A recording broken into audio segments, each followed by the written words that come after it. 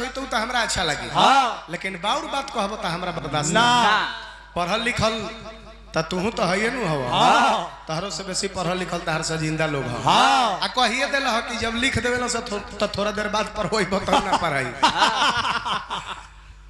500 रुपया का पुरस्कार हमरा कहला कुंदन भैया के चिन्ह तारू कि ना हमर जान हो देखा हो दे बारे चेहरा दिखाई कुंदन भैया केने करूगा नहीं रवा केने करूगा नहीं कुंदन भैया अच्छा आपकी मैं दिखा दे केने करूगा नहीं अच्छा आपकी मैं दिखा दे अच्छा रवा विनोद ठेकेदार जी हैं ठेकेदार जी की ओर से खुशी है ना वो जा मत आवा आवा दिखावा ओने जाके दिखावा हम प्रणाम कॉलोनी ठेकेदार महोदय के 500 रुपया पुरस्कार देके हमार मनोबल के बढ़ोले बानी प्यार दुला रही तरह रू बनल रहो तोहरो मिलल बा 200 त तू कुछ कहबू नु थैंक यू हां वाह वाह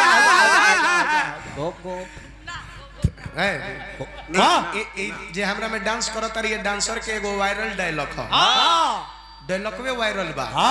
जहां जाली खाली घोप घोप कहलस कि ना ओतने में महफिल दीवाना रात ही प्रोग्राम रख बाप रे बाप चले के बेर गाड़ी तर लोग जाम लगल 2000 के करीब में आ एक कहली चलल लोग कहता खुशी पगला के जेबू का हमरा के गाड़ी खुलल हिय तले कहता कि घोप घोप घोप घोप कहवादी तनी कह के शुक्रिया अदा करत नहीं ठेकेदार जोरा बा शुक्रिया अदा बहुत बहुत धन्यवाद है बजरंगी जी हमें हैला बजरंगी जी का शुक्रिया करो थैंक यू थैंक यू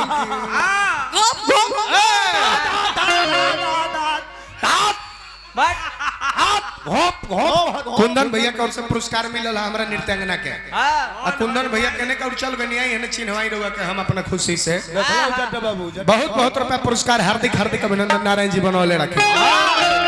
अंतरा में आवो लाठी वाला भांगले खबोल तार लब लब आ हो सब उड़ी जाई पियावा डंटा रेली गप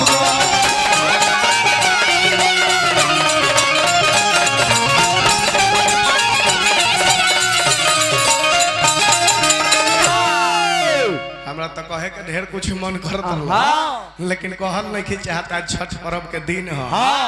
आज भर बिहान भर हमरा मुंह लेवार के रखे के बचावे के हां भाई आ ना तो है सब त ई तो रोड पर के चेड़ा हवे सब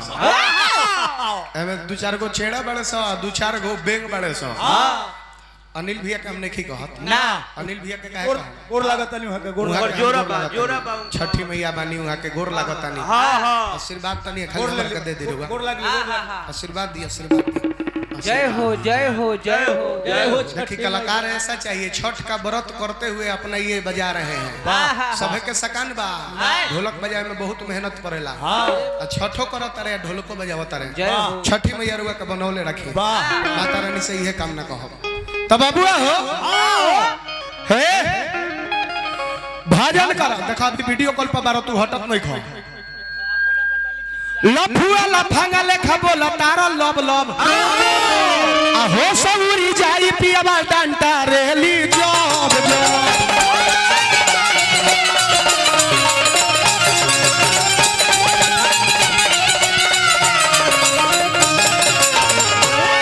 भीम भैया से रुपया लो हो सुरी जाई पियावा डंटा रेली जब जो तो भज भगवान के बौर की माटी झाड़ लो भजन करा भगवान के बौर की माटी झाड़ लो अब भजन में नहीं लगा लो ये रोशन बाऊ रोहनिया सुधार लो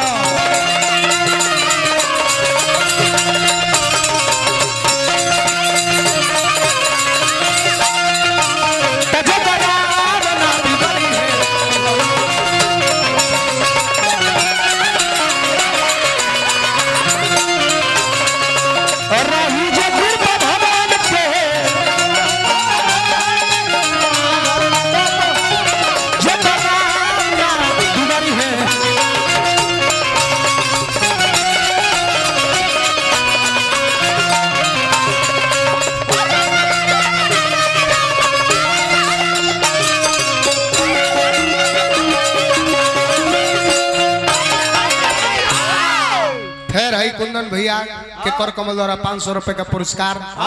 भीम सिंह जी हमारा कुंदन भैया का दहिना हाथ 500 रुपए का पुरस्कार। फिर कुंदन भैया के नाम पर 51 रुपए का पुरस्कार। बार बार प्रणाम, प्यार मोहब्बत बनल हो। देखा खुशी हो, देखा कुंदन भैया आयल बड़े हो दे।